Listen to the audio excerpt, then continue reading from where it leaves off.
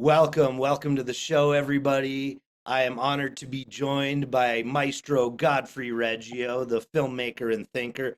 Godfrey, welcome to the show, my friend. Thank you. Welcome to your audience. Now, the first thing we want to talk about today is As Above, So Below. No, I would like to make a comment first Oh, please, related to film. So I will start if you're ready. please. Okay. So I'd rather be safe than sorry. That's the common knowledge of the day. It's in the vernacular. I'd like to turn that on its ear. I'd rather be sorry than safe. And the reason for that is now is the time, and time shall tell. So it's very important. So because we're talking film, I'd like to offer for the consideration of the people who might be watching this four twins and two quadruplets, because we see the world through language. They're the metaphysical twins of real and true, the moral twins of good and evil, the mythic twins of tragic and comedic, and the civilizational Siamese twins of religion and war. These match with the technological quadruplets: progress, development, warring, and warming. All of this is seen through the lens of the cinematic twins, of the oral and the visual, emotion and perception. All stories are contained within these divisions, and they wear a face of a mask within us all. So, landscapes, inscapes, doubles, twins, quadruplets, same mother, planet Earth, earth, air, water, fire, money. So these are, we're talking film. This will help us give sighting to As Above, So Below. Excellent. Thank you for that introduction, Godfrey. Now let's move on to As Above, So Below. Well, this is kind of the essence of the time talk I have. As above, so below. What goes around comes around. And now, most importantly, gravity, the crucible of time. Gravity holds the universe in elliptical orbits. Suns, moons, planets are not square. They're circular. Why? Because everything is in motion in the world that we live in. I want to recommend a book to begin with. It's called The Forest of Time. It's by Peter Nabokov. Get it if you can. And now I would like to give a few examples of what I mean by gravity and the crucible of time. The head, the brain, all animals, eye, ear, nose, mouth, and touch, so that we can have the sensation of, so that we can have the art of sensation, emotion, and perception, which is the essence of art, perception. The tree is circular. Small children play in circles, if you noticed. The toilet bowl, past, present, and future, is a triad. Sports, most all of them, with a ball, circular. The toilet bowl, circularity. The anus, circularity. The atom, the seed, vegetation. The breath, inhale, hold the breath, release the breath. The wheel, all limbs, bones, and circularity. The child's first act of life is sucking. Sucking for what? Mother's milk. And the universe is sucking. It produces the supernovas. So, as above, so below. These are the world we live in. The cigarette is brown. Hitchcock says if you want the attention, just put a dot and it shall be there. And in all of Once Within a Time, we use that dot to get everyone's attention. Tesla says all creations are held within the ring of three numbers, 3, 6, and 9. So circularity is who, what, why, we and all are circular. This is the world we live in. It's circularity. Now, technology, the paradigm of technique, the new imperative, old nature, divided we stand, new nature, united we stand. These are the assumptions we make for the sake of our behavior. They deal with the fiction of science. We deal with reverse engineering of nature to produce technology. And that gives us what's called a black swan event, something that happens that changes everything. Examples: printing press, penicillin, electricity, the car, splitting of the atom, the bomb, the internet, and now the pernicious AI. So these are my initial thoughts. Why don't you have a whack at me? So, why don't we talk a little bit more about AI and in relation to the circular nature of the universe? Is AI also done in circles? No, AI is a square. AI is data. AI is AI is completely artificial. There's no example in nature of a square, only circularity. AI doesn't have that, though it pretends to have it because it can pretend to do everything. There's nothing that AI says it cannot do. So, in that sense, everything of the past, all the technology of the past are minuscule compared to what AI shall offer. And the future that it offers is not something that we've ever experienced. I would call it future side. It offers that as our possibility. We have homicide, we have suicide, we have mass murder, but this is way beyond all of that. It's a brand new species, and we don't fit within its modality.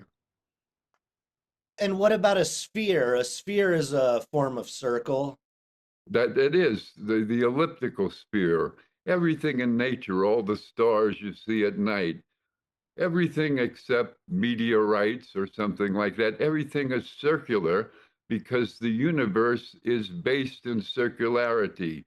White dwarfs, holes, black holes, everything is circularity from the day of the Big Bang, wherever that was, or if it ever was. And it goes out trillions of miles beyond what our mind can even comprehend. So the stars at night, they're from our past, and everything is circular. They're in our present. There's nothing that's not. And the little kids, if you watch a little kid, like 2, 1, 3, they play in circles. They're constantly turning in circles. These are not something they're taught, there's something innate to who we are. We are possessed of circularity. We go around the planet, we go around the world. Everything is circular. What goes around comes around. And how does a gyroscope fit into that? It's part of that same thing. It's part of a circularity of immense energy. It's a gyroscope. It's only circular. Basketball, all games deal with balls. Um, Most games, I'm sure there are a few that aren't, but you don't see any square balls being thrown at football games or basketball games. Why ball? Because ball is who we are. And let's talk about the spinning and the movement of it. We're, of course, focusing on time in today's episode. And I Right. know a clock is round or a clock is a circle and it moves clockwise. Is Yes. there any significance in moving clockwise? Well, clockwise depends on what part of the hemisphere you're in. Like the toilet here flushes like this. In the South, it flushes like that. So it's an inverse relationship, but all about spinning. Time is all about spinning. Time is the measure of limits. It's the circle of birth and death, sequence and duration, uncertainty, contrariness. Time is to feel. Time is the future present. Now, what do I mean by that? The future present is a actual tense seen only once, and it's in the Old Testament with Sodom and Gomorrah. And what it says is, this must be Sodom and Gomorrah, but it gives us in the Old Testament a way to intervene in our own destiny, which we don't get in the New Testament. Everything is by the word. Here it says, but it need not be. It's a new tense, and it's called the future present, an actual tense, and the only one, and it's listed in the Old Testament. So time is, of course, the fourth dimension that we live in. Um, Let me just read some of the things. Your audience will know more than I do, but time will tell. Double time, no time, 10 times. Doing time, watch one's time. Once upon a time, time is money. Within a time, time being, keep time, kill time, make time, pass time, on time, due time, more time, one's own time of one's life, time and time again, lifetime. What you go comes around time, the time, behind the time, within the time, the aesthetics of time, against time, time and a half, high time, scary time, time clock, time bomb, time capsule, time deposit, time release, time exposure, time frame, time honored. I feel like I'm at a football game and I have it up here and I don't want anybody to see it, so I keep it in front of my mouth. But it's timekeeper, time killer, time lag, daytime, nighttime, time of the year, times to share, timeless, out of time, time will tell. So time is implicated in who we are, and it offers us, by definition, the power of limits. What does that mean? It means that if we give limits to something, we then don't denigrate it, we make it more possible to achieve. So time is the measure of motion, the measure of our limit, and it has a great lesson for us in cinema. We're dealing with time in terms of its abstractions of the aesthetic triplets: sensation, emotion, and perception. Perception is the very essence of art because art has no intrinsic meaning. It's up to the eye of the beholder. So you've heard me say before, but it's worth saying again, that if you're there with your beloved at sunset, it's not, you wouldn't ask her or him, my dear, what is the meaning of the sunset? The sunset has no meaning, but it may be meaningful. And that's what this is all about. Time gives us meaningful existence. There's space time, there's accelerated time, there's timelessness, there's supernatural time, there's disappearing time, there's out of time, there's the face of time. And again, time tells all. Then we're at the end of the year when everybody's going to get a magazine with time on it. So time is, without us realizing it, it's the tattoo of who we are in life. It's the very essence and the mystery of life, something we can perhaps begin to understand, but will never completely because, of course, it's a mystery. Godfrey, what is the voice of time? The voice of time are those that speak, um, the speakers of time. Everyone can have their own voice. Your world is actually not the world, it's your range of relationships. That's where speaking takes place. It's who you know, and that gets passed on to the other. Like all the stars, we don't see one gigantic star in the universe. It's not there. It deals with complexity of relationships, of magnetic relationships. When something turns, there's a magnetism that happens. So time is dealing with that circularity, and it produces a magnetic resonance that cradles who we are. Can you tell me more about the future present? Um, well, I told you it is actually a new tense, and as I said before, it's only in the Old Testament. It says it must be the catastrophe upon us. Look around today. We're animals. We're human animals. We decide things through war. War is the last decider of everything, and from the beginning of human animal history, some 300,000 years, war has been that which determines everything. So we are, in that sense, beastly.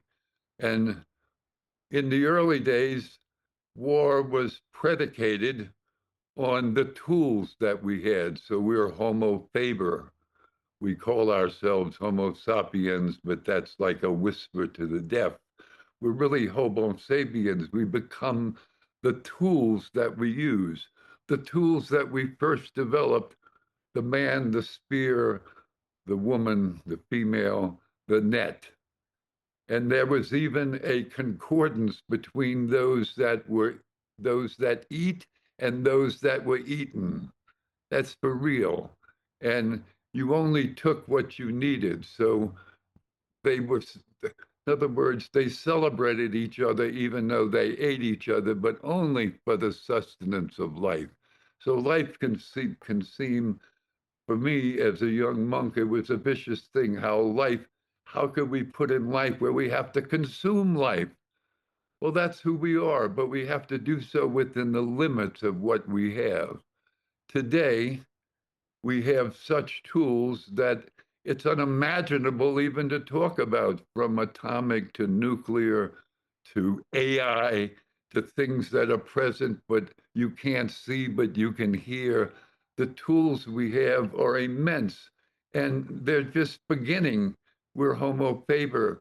In the Second World War from 1943 to 1945, 1 million people a month were murdered, most of them civilians, most of them casualties of war. So we're pretty heavy dudes, all of us. And look around today. I mean, what they can do is unbelievable, but all idiots disappear. So I wouldn't worry about them, even though they make a lot of noise. They too will go in time. And what time will offer us, it depends on us. It's what we put into time that time gives us back. What goes around comes around. And that brings us to the aesthetic triplets: sensation, emotion, perception. Yes, these are usually vestigial in most of us because we're distracted by games, by vacations, by food, by party, anything not to look at what's going on. But when you have a sensation, you're struck with something. Boom, it's like a tattoo. It could be a person that you love. It could be something that you saw. It could be something that you can't believe, but it had an impression on you. It sensated you. We are sensate being. It shocked you in a way, could be good or bad. And what does that produce? It then produces an emotion because we're emotional beings. It can produce anger, can produce melancholy, it can produce lust, it can produce anything you can think of. We are emotional beings. We operate through the emotive character of who we are. And once that gets settled, and if you can move back to your subterranean zone, where the tableau of art exists not in consciousness, because consciousness is the breakdown of the bicameral mind. If you go to the subconscious, the right brain, the reptilian brain, this is the zone of perception. And this is what art is about. Art's like an autopsy today, to see with one's own eyes the dead that we have created. So we live in intense times, and we should be happy to be here because we have an opportunity to see the intensity of everything.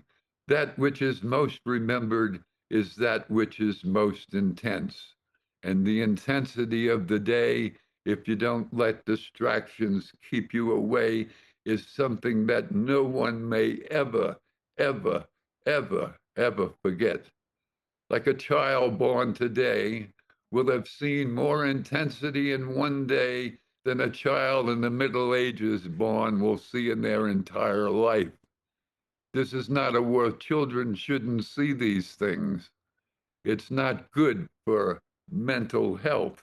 That's why we have so many kids whacking themselves. They don't want to be here anymore because it's too unbelievable. It's too, we can't believe how insane we've become. So all these things fit together. They're not, everything's in a line. One thing affects the other, not, we don't live in separate worlds. It's, we don't live in the united we stand world. Divided, everything is divided. Divided we stand. We have day and night. We don't have a nighttime for everything, but now in the global world, New York never is without light. And so are many of the other cities of the world and China, everywhere. So we've downloaded, nature into technology. Even facing all of that, are you still an optimist? Well, personally, yes, but I'm a pessimistic optimist right now. Um, I'm a filmmaker. We don't use film anymore, it's all digital, but I grew up using film. And without the negative, you cannot have a positive. So negativity is part, we shouldn't look down on negativity. It's part of who we are, it's part of the this and the that. Out of things very negative can come things very wonderful. Chinese say we live in interesting times. What are they talking about? All the madness that goes on. So negativity gives us a chance. Those that are willing to be hopeless about this world can be hopeless, therefore, not trying to fix it like Humpty Dumpty. They can be hopeless about creating their own world. And can you tell me about poetic cinema? Well, poetry is predicated on less is more. Um, it's not a jabber. It's something where we use the language in its most profound sense, where it becomes what? Rhythmic. It becomes rhythmic or it becomes intellectual. It's the beauty of who we are. Poetry is the poetic is our nature. So poetic cinema deals with touching the soul. In my films, the films I'm involved with, I don't use language any longer, not for lack of love of the word, because the word is who we are. The word was made flesh and dwelt amongst us. We don't use the word because it no longer describes the world we live in. Get that? Our language, Wittgenstein says, we see the world through language. The limit of my language is the limit of my world.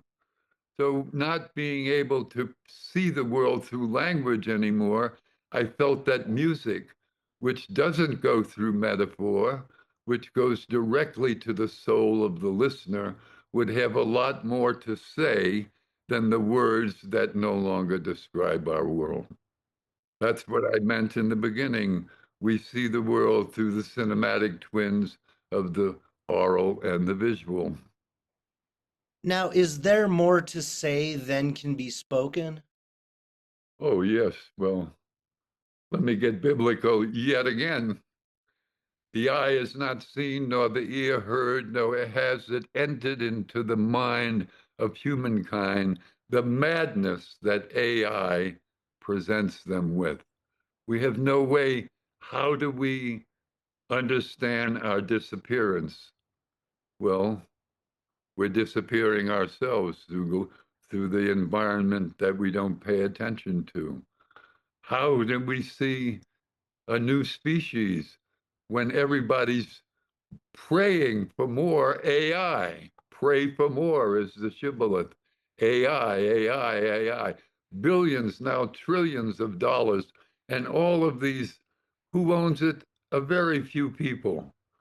They own it, and because they feel that's where the future is, that's where the present is. It's their future present, and it's a madhouse. I know that everybody wants AI. Oh, we can make it. We can put side rails on it. We can make it. We can democratize it. It's a lot of fluff. It's all about money, money, money, money. Yet again, everything's about money, power, control. If I want to make a film, I have to have money. I'm trying to make a film right now called New Species, Data Apex Predator. And of course, I need the money to do it, and I don't have it yet. So, those that are listening and want to give me a few shekels, please do. And I'll make this another film. And they can go to the Godfrey Reggio Foundation to support the film? Yes, they can. They can. My wife has set it all up. And I must talk about the new project a bit. I've changed its form to operatic. It's something Philip and I wanted to do a number of years ago with the Dies Irae. Uh, but we both got up. We put it in once within a time in a different way. But opera, as you know, but it's worth repeating, is music, it's voice, it's magical sets, it's melodramatic, it's excessive. So all of these offer a new form, all meaning in the form. We have the Santa Fe Opera. We'll do an opera on the madness of AI. And of course, it'll be done all in film. Well, and Godfrey, when you mention Philip, that's Philip Glass for our That's audience. Philip Glass, the master. And what about pictorial composition? Do you want to say anything about that? Well, what is pictorial composition? First of all, it's extramental.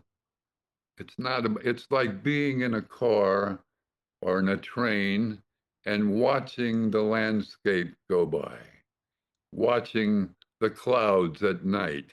It's pictorial in that it's not involved in trying to understand, it's involving to see. To see is to contemplate. If something is put in before you, you examine it. That's called contemplation. This is what extramental, this is what these films can do. And of course, they can affect you, not effect you, but affect you in a very powerful way. Something you might remember. Also, because they have music as the narrative, you can look at like you listen to the same music, all of us, over and over again, because music, whenever you hear it, it depends on the condition you're in when you hear it. So with the films, they're all music, and every time you hear it could be different. Depends on what you bring to the table. Must we also dance? I think dance is who we are, motion is who we are. If one stayed completely still, they're like dead. The dead don't move. Okay. I watch now, I must say, in my cinema, I'm trying to kill the audience to their past lives. So where do I sit when I go see my films? I sit in the last seat of the house. And because I know the film, I watch the audience. If they're sitting as if they're dead, motionless, they're in it. If they're moving all around, they're looking for the hamburger that's not on the bun. So it's it's everything is this and that. It's obverse, reverse. There are two sides to every coin. Godfrey, how does space-time relate to future present? Space has a consciousness. It's called genius loci, the genius of the place. Every place has a memory that will never go away. Let's take Black Mesa. That's a genius loci. That place will live forever in its memory. In the films that I participate in, the main actors are the places, the space we live in. Those have the voice. It's how to hear them. It's how to film them. So I would film a building like you would film Marilyn Monroe with 50 millimeter lenses, not a dock lens. Just, you show it and you say what it means. It has its own voice. It speaks to you. And in the time of the film, space time, it has the opportunity to say what you may hear. Everyone hears a different sound. You'll be surprised what the ear may see. It sees, the ear invites us to see the space. Next is accelerated time. Well, you've heard me say this before. We're on speed and rush hour, outrunning the future. Uh, everything, the quicker the time, everything is being hastened. We're going so fast. We're in a circle, but it's spinning so fast. We're all getting dizzy and falling off this big technological merry-go-round. You've probably been in a flying horses when you were a kid or the merry-go-round. If you're not careful, you can be shot right off of it. Well, this thing is spinning so fast that it should be in a movie, with everybody falling off. So we live definitely in accelerated time.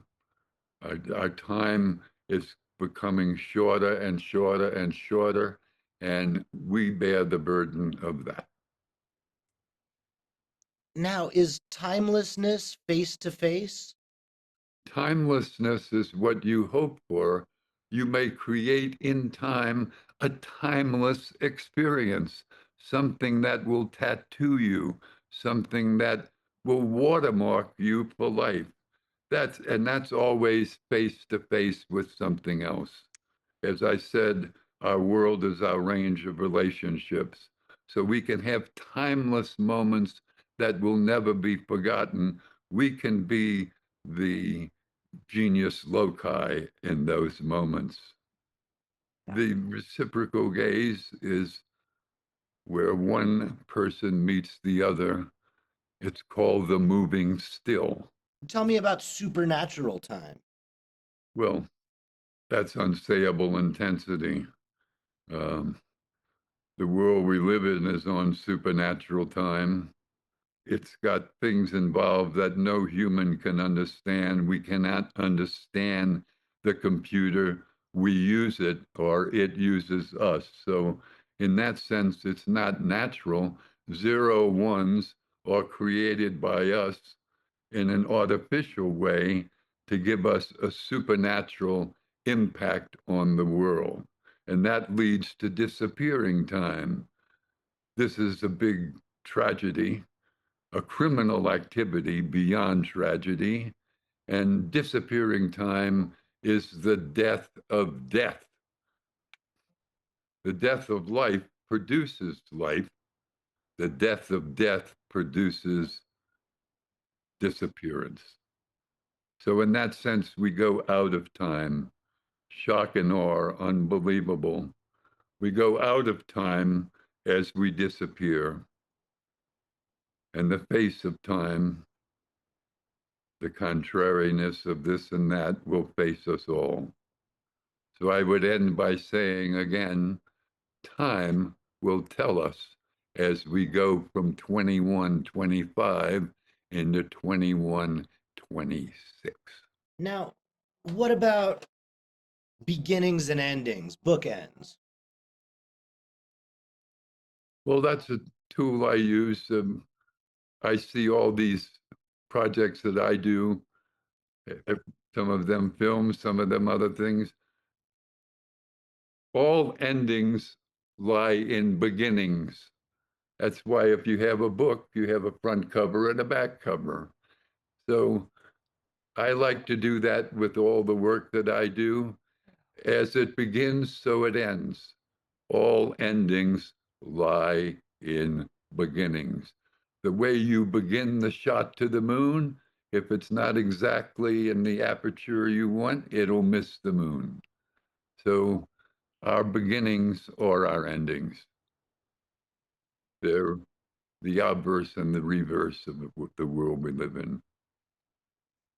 Can you say anything else about emotive spectators?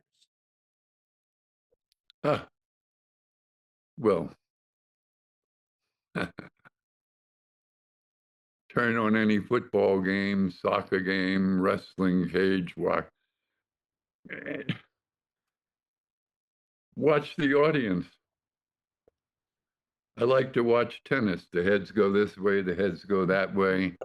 And one becomes implicated in what one does. There's the word interesse. It means in the middle of in Greek, interesse.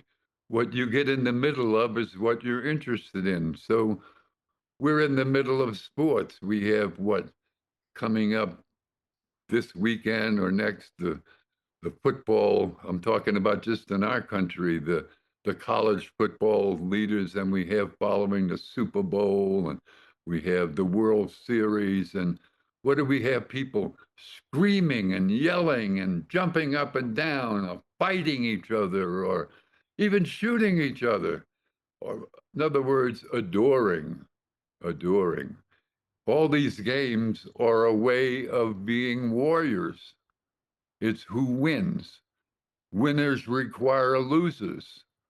And we give them a little pat on the back, but it's winning. We have to win, win, win. And we bow to that. We bow to that. We clap for that. We scream for that. We do so as masked men with 80,000 people in one arena.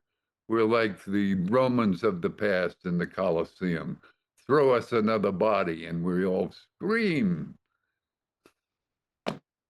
Well, Godfrey Reggio, that's a show. Is there anything else you want to say to this audience before we sign off?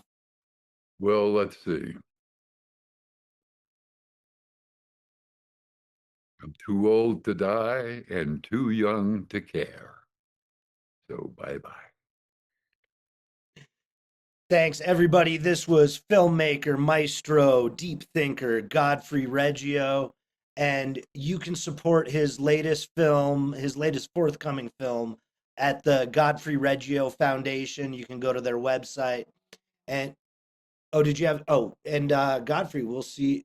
Thank you so much for joining us. And everybody, will see you next week. Look forward to it.